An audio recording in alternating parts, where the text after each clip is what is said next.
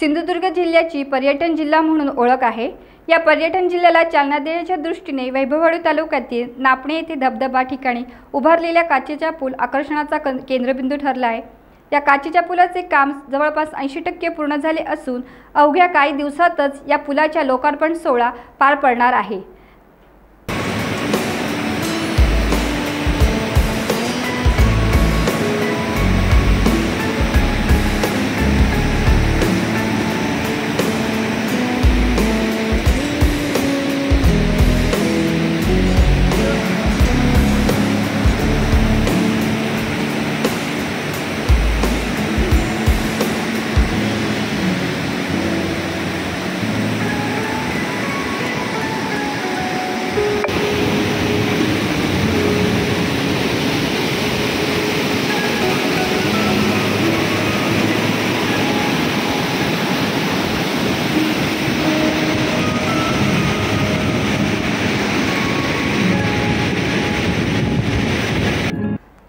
नापणे येथील धबधबा पर्यटकांसाठी आकर्षणाचा विषय आहे। हा बारबाई वाहणारा धबधबा पाहण्यासाठी अनेक जण या ठिकाणी येतात, त्यामुळे येणाऱ्या पर्यटकांना या धबधब्याचा मनमुराद आनंद उपभोगता यावा म्हणून सिंधुरत्न योजनेच्या माध्यमातून तब्बल 1 कोटीचा निधी खर्च करत धबधबा ठिकाणी 22 मीटर लांबीचे आणि 2 मीटर रुंदीचे 36 mm काचेचा आधार घेत 15 फूट उंच पूल उभारण्यात आला आहे।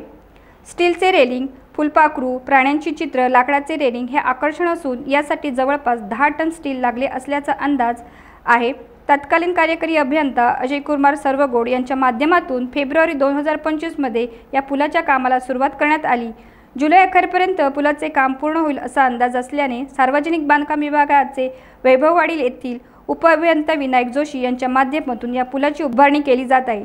माजी आमदार प्रमोद जटार यांची संकल्पना असलेला आणि रत्नसिंधू योजनेचे प्रमुख आमदार दीपक केसरकर यांनी विशेष लक्ष दिलेल्या या पुलाचा लोकार्पण सोहळा पालकमंत्री नामदार नितेश राणे व अन्य मान्यवरांच्या उपस्थितीत झाल्यानंतर प्रत्यक्ष पर्यटकांना या काचेच्या पुलाचा आनंद घेता येणार आहे।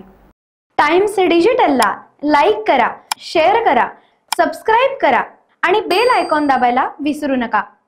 Times digital.